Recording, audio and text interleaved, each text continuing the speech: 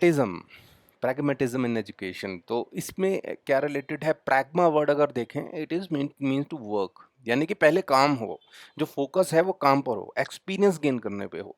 यानी कि अगर आपको कुछ चीज सीखनी है तो इट इज लाइक साइकिलिंग, आप साइकिलिंग सीखें, एक्टिविटी करें एंड लर्न।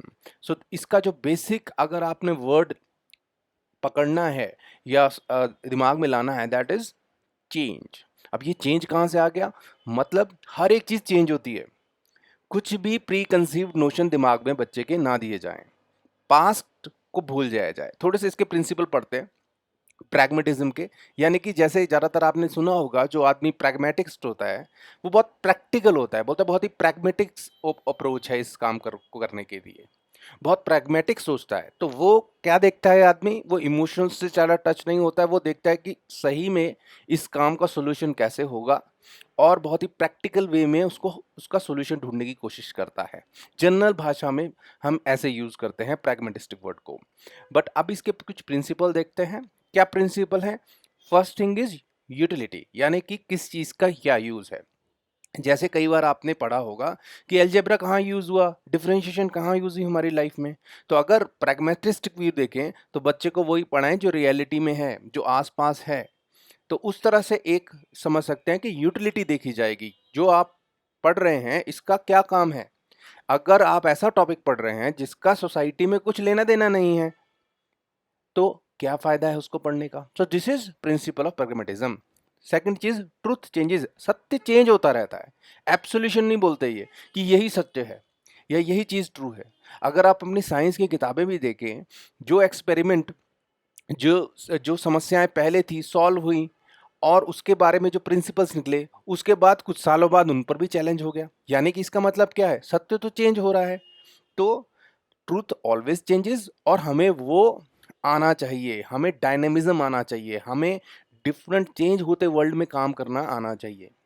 थर्ड चीज, इन्होंने सोशलिस्टिक व्यू पे बहुत ध्यान दिया है कि मनुष्य जो है, man is a social animal. अगर सोशल वैल्यूज उसके अंदर नहीं होगी तो वो फिट कैसे होगा सोसाइटी में? And the last one is forget the past. आपको पास्ट भूल जाना है, आप अपने प्रेजेंट के बारे में एंड फ्यूचर के बारे में सोचें।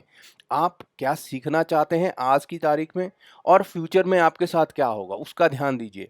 पास्ट में क्या हुआ यू डोंट नो, आप नहीं पता पाएंगे, आप नहीं अच्छे से जान पाएंगे। बट आपका प्रेजेंट आपके सामने है, आप उस पर ज़्यादा सोचें, उस पर ज़्यादा ध्यान दें।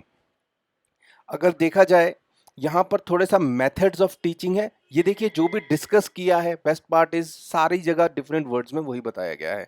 सबसे पहले पढ़ लें एम। एम सबसे बड़ा है सोशल स्किल्स, यानी कि man is a social animal, यही पढ़ा हमने यहाँ प्रिंसिपल्स में, man is a social animal. तो सोशल स्किल्स पढ़ाना बहुत इंपॉर्टेंट है। Second is dynamism. डायनेमिज्म का मतलब क्या हो गया कि चेंज होती हुए वर्ल्ड में आपको काम करना आना चाहिए।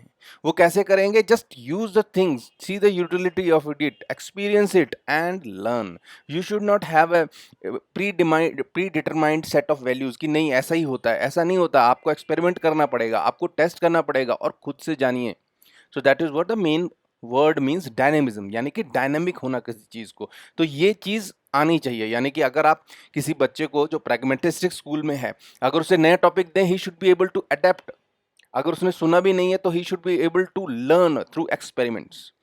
थर्ड इज डेमोक्रेटिक वैल्यूज, यानी कि जो भी एक डेमोक्रेसी में चीज़ें बोलती हैं कि इक्वालिटी होनी चाहिए, हमें कोई रेशियल भेदभाव नहीं होना चाहिए, सबको इक्वल अपॉर्चुनिटी होनी चाहिए। तो ये जो वैल्यूज़ हैं डेमोक्रेटिक व्यू, ये ज़रूर होना चाहिए। और ज़्यादातर कैसे प्रोवाइड करेंगे, ये इनका एम तो है। सोशल एनवायरनमेंट जो होता है स्कूल का, वो वैसा ही प्रोवाइड किया जाए, डिबेट्स हो, चर्चा हो, और उसके बाद रूल्स बनाए जाएं। And the fourth one is experiment करिए और लर्न कीजिए। इसी तरह से आपको चीज़ें समझाई जाएंगी। अब देखिए प्रिंसिपल ऑफ करिकुलम। करिकुलम मतलब अगर हमें करिकुलम बनाना है तो क्या चीज़ें ध्यान में रखनी चाहिए, क्या सिद्धांत होने चाहिए उसको बनाने के। तो वही यूटिलिटी पता होनी चाहिए, एक्टिविटीज़ प्लान्ड होनी चाहिए, क्योंकि इसमें सिर्फ थ्योरेटिकल पार्ट नहीं चलेगा, इसमें एक्टिविटीज़ को मेजर ध्यान दिया जाएगा।